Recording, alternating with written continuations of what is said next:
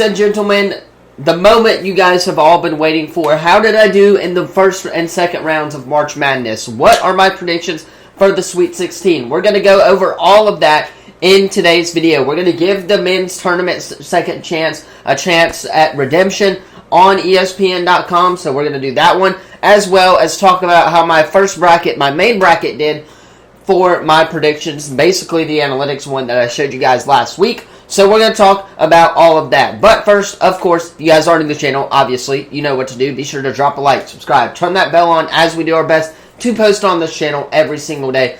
The Hawks last night had an amazing game. If you guys did not hear, they came back. I believe they were like 38 down to win the game against the Celtics by 2. It was amazing. It was a great game. I watched the second half from it, so it was unbelievable without Trae Young as well. So, again, Hawks are looking good. They're coming along. Hopefully, they can make a run in the playoffs. You don't want to see this team in the playoffs to make a run. I will tell you that much. But, of course, let's go ahead, hop right into my Sweet 16 prediction for March Madness in the NCAA tournament. Alright, ladies and gentlemen, here it is, the bracket challenge for you guys right here, the men's second chance bracket. We'll do this one, and then I'll show you guys how I did in the NCAA men's tournament. Alright, so we'll start off in the East for the Sweet 16. That is UConn and SDSU. UConn should go all the way, at least to the Elite 8, where they won't have any issues. We've seen what they've done in the first and second rounds of the tournament. Everyone thought they would, so that is why I'm going with UConn in the first round, or in the Sweet 16 in the East. Now, the second game in the East is Illinois and Iowa State. I'm going to go with Illinois here. I like their chances to upset Iowa State. Now, Iowa State did kind of struggle a little bit during their last game. So, with that being said, they struggled against Drake, I believe. And Illinois, obviously, they're coming off the Big Ten tournament. They've won 2 games in a row now, convincingly. So, with that being said, I'm going to go with the Fighting Illini here and go with them to beat Iowa State in the Sweet 16 upset right there. Now, moving on to the South, you got Houston and Duke. Duke is coming off a historic 3-point shooting percentage. It was a great run for Duke, but I have Houston going on to the next round in the South in the Elite 8. Now, the next round, of course, is NC State and Marquette. NC State's been hot. Marquette's been a little fraudulent, so I'm going to go with the NC State Wolfpack to upset Marquette. Now, don't get me wrong, I wouldn't be shocked if Marquette lost this game. I'm still not convinced that Marquette is a really good team. If you guys are understanding what I'm saying here, I don't know. I don't feel like Marquette is going to make a run here in the Sweet 16. I think that NC State upsets them, winning 5 games in 5 days in the ACC tournament, then coming on and doing what they're doing. They're too hot right now to be stopped, so I'm going to go with the NC State Wolfpack on this one.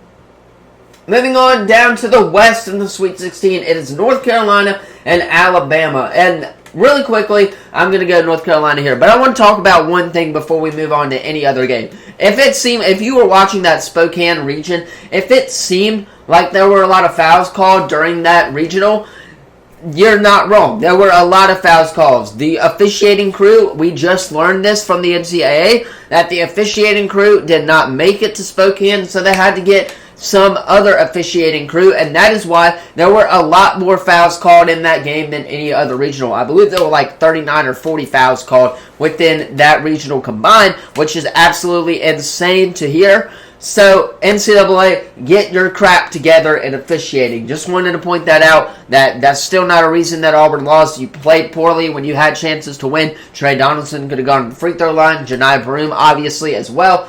But not making excuses. Just want to point that out there as well. Moving on to the next game, that is Clemson and Arizona.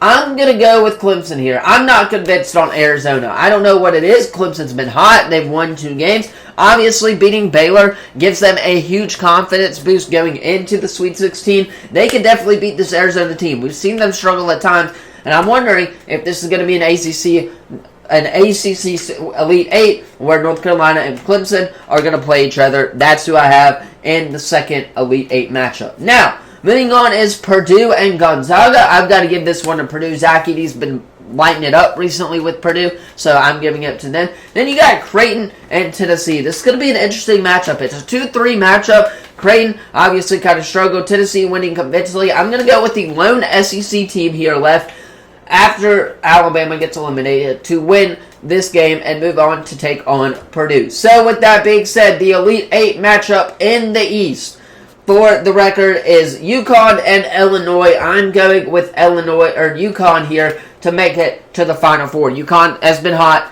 There's no question about it. UConn's going to go to the Final Four now. Moving on, you got Houston and NC State. Give me NC State to go to the Final Four. Houston, they just went into overtime against Texas A&M. Texas A&M is not a bad team, but NC State is a better team than Texas A&M is, in my opinion.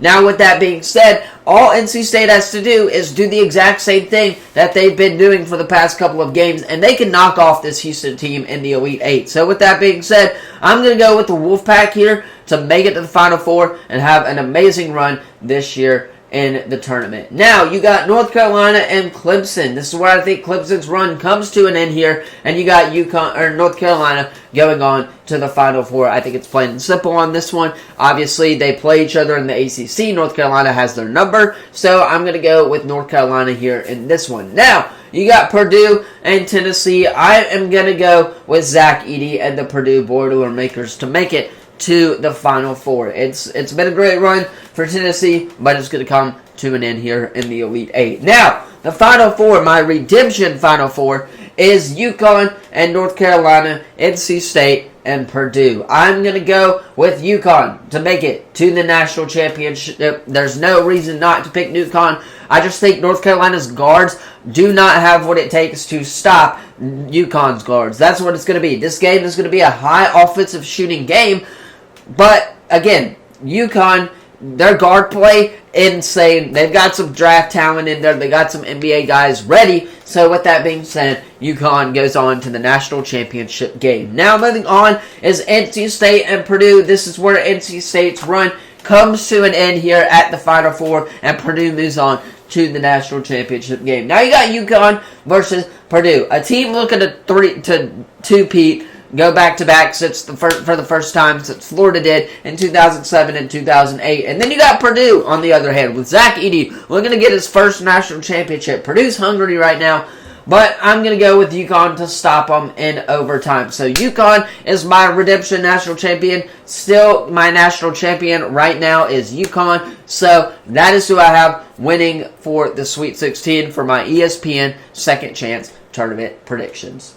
Anyway, if you guys like this video, don't forget to like, subscribe, turn that bell on as we do our best to post on this channel every single day. With that being said, you already know what I'm going to do. Hop off, get this edited so you guys can watch it on time. Tomorrow, pre-recorded video. I believe I may have a chance to get it done early, but I don't think I will. So tomorrow you're going to get a pre-recorded video. Thursday is going to be pre-recorded. We're going to talk NFL free agency. I'm going to grade every NFL team's offseason so far tomorrow, and then Thursday, we're talking baseball. We're getting ready for opening day. We're going to give you pitching matchups for all games that are coming on opening day, give my predictions for every opening day game, all of that good stuff in Thursday's video. So if you're a baseball fan, you already know, hit that sub button. It's about that time again. So I'm going to hop off, get this edited. Thank you all so much for watching, and of course, I will see you in the next video. Peace.